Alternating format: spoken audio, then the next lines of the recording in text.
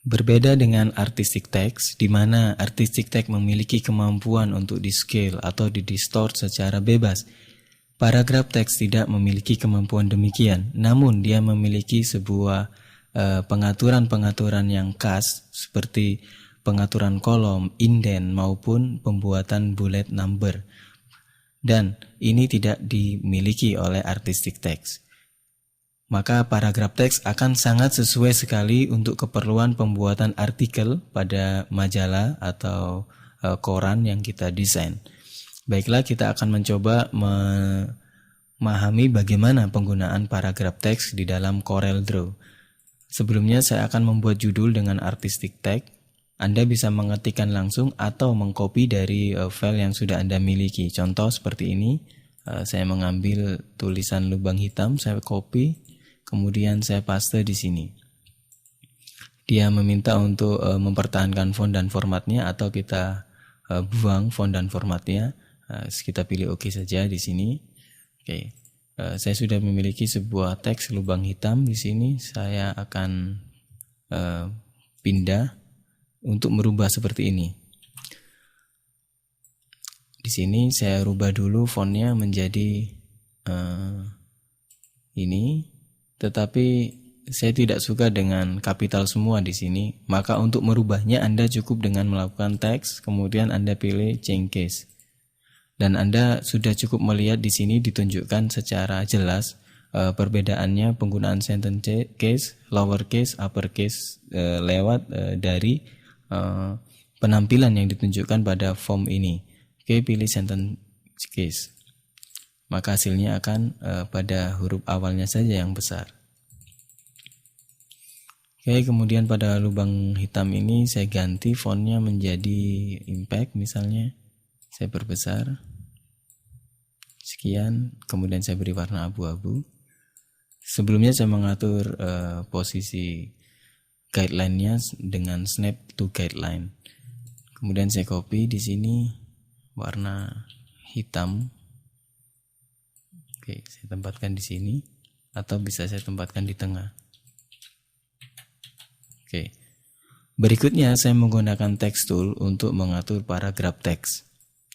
Seperti ini saya ambil di sini, kemudian saya klik dan saya drag sesuai dengan bidang yang saya inginkan. Misalnya sampai di sini. Saya tarik sedikit. Sekian. Untuk mengisi kontennya, Anda dapat langsung mengetikkan ke dalamnya dengan mengatur sejauh mana paragrafnya, indentnya dan lain sebagainya. Tetapi Anda juga bisa menggunakan metode copy paste. Contohnya seperti ini, saya copy, kemudian Anda bisa paste di sini. Anda paste. Atau Anda bisa menggunakan cara yang lain, yaitu dengan melakukan import atau Ctrl I pada keyboard Anda. Kemudian Anda pilih file-file dokumen yang berisikan teks yang Anda miliki. Tentunya dengan eksistensi txt atau dokumen doc atau rtf, rich text format. Saya pilih black di dalam file latihan, saya import. Oke, maka filenya sudah masuk ke dalam paragraf teks yang saya miliki. Dan apabila Anda melihat di sini terdapat sebuah kotak dan ada tanda panah, artinya paragraf teks Anda tidak muat. Maka Anda harus mendrag posisinya sehingga semuanya masuk. Seperti ini. Dan paragraf teks memiliki kemampuan untuk melinkingkan, menghubungkan ke paragraf teks yang lain apabila diperlukan untuk menyambung teks yang kita miliki.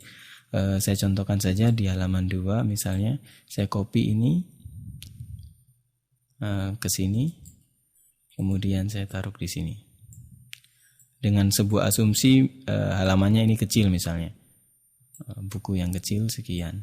Dan ini tidak cukup, maka saya akan membuat lagi sebuah paragraf teks di sebelahnya, di lain halaman misalnya, kemudian saya linkkan dengan paragraf sebelumnya. Jadi saya seleksi pada paragraf sebelumnya sebagai acuan. Kemudian saya tekan teks, kemudian saya pilih paragraf text frame, kemudian saya pilih link. Maka dia akan dihubungkan. Anda lihat di sini ada tanda panahnya ke arah sini. Berarti dari sini dilanjutkan ke sini. Masih cukup panjang nampaknya. Oke, seperti ini. Ini yang bisa Anda lakukan apabila Anda membutuhkan sebuah link di dalam paragraf. Berikutnya, seperti biasanya, Anda bisa mengatur paragrafnya dengan melakukan double klik pada paragraf teks ini. Kemudian bisa select all, control all, dengan control A untuk menseleksi semuanya. Kemudian Anda mengatur paragrafnya di sini. Oke. Dia masuk sekian. Ini saya tap saja. Ya, pengaturannya sama dengan ketika Anda sudah biasa dengan penggunaan tool pengolah kata yang Anda gunakan. Nah, di sini Anda juga diberikan kemampuan untuk membuat kolom dari paragraf yang ada dengan menggunakan teks, kemudian Anda pilih kolom. Anda bisa mengatur jumlah kolomnya berapa, 2, 3 atau berapa, dan Anda bisa mengatur lebar masing-masing kolom atau menyamakan dengan memilih equal column width, dengan mempertahankan lebar dari frame-nya, dari lebar dari paragraf teks yang Anda drag sebelumnya. Oke, maka Anda sudah mendapatkan 2 buah kolom dari paragraf teks Anda. Dan Anda bisa mengatur perataannya melalui toolbar yang ada di sini, atau Anda dengan menekan Ctrl R untuk rata kanan, Ctrl E untuk center, Ctrl L untuk left. Sekarang kita pilih full justify atau Ctrl J. Oke, maka hasilnya seperti ini. Dan lagi-lagi Corel memungkinkan bagi kita untuk memasukkan gambar secara wrapping di sini. Contoh misalnya saya masukkan gambar di sini, saya copy gambarnya, kemudian saya paste di sini. Maka saya ingin membuat sebuah artikel yang di dalamnya ada gambar ilustrasinya dan gambar itu berada di tengah-tengah. Dan saya menginginkan nanti teksnya berada di samping-sampingnya saja, tidak tertumpuk oleh gambar ini. Maka yang kita lakukan cukup klik kanan kemudian pada objek tersebut, kemudian pilih wrap paragraph teks. Maka secara cepat Corel akan mengkalkulasikan di mana teks harusnya berada. Nah, seperti ini. Akan sangat mudah, terutama untuk keperluan Anda di dalam membuat buletin dan lain-lainnya sebagainya.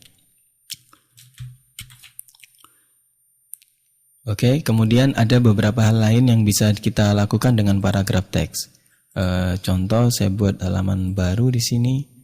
Oke, sini aja. Kemudian saya ambil misalnya tag ini, saya copy, saya Ctrl C, saya copy.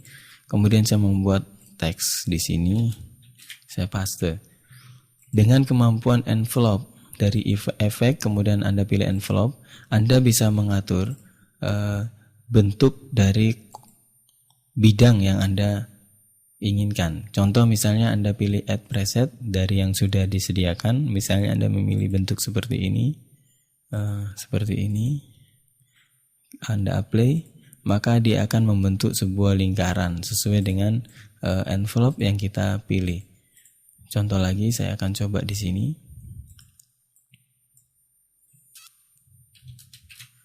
Saya menggunakan interaktif aja, tool yang ada di sini, interaktif envelope tool. Oke. Sebelumnya supaya Anda nanti tahu fungsinya secara umum, saya akan mencoba memasukkan gambar di dalam koleksi yang saya miliki. Saya coba masukkan gambar ini misalnya.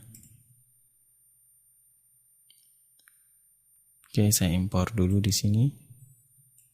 Kemudian resolusinya sangat besar di sini, saya coba ganti menjadi lebih kecil. Oke, di sini saya menggunakan interaktif fill. Saya geser ke sana sehingga nanti akan terjadi kesan transparan. Oke, seperti ini saja. ALTB titik akan mengkonvert menjadi bitmap. Oke, semisalnya seperti ini. Saya memiliki teks yang saya ingin buat. Ini berbeda dengan kasus wrapping tadi. Saya lock saja supaya nantinya ketika saya mencoba mengedit bagian ini, bagian gambar ini tidak ikut goyang. Saya coba klik kanan, kemudian saya lock objeknya. Oke, sekarang objeknya sudah tidak bisa digeser atau diseleksi. Untuk mengembalikan Anda klik kanan unlock objek. Di sini sekarang Anda ordernya Anda taruh di bagian atas front of page. Kemudian di sini Anda bisa mengatur interaktif envelope toolnya. Anda bisa mengatur posisinya seperti ini misalnya supaya tidak mengenai bunganya.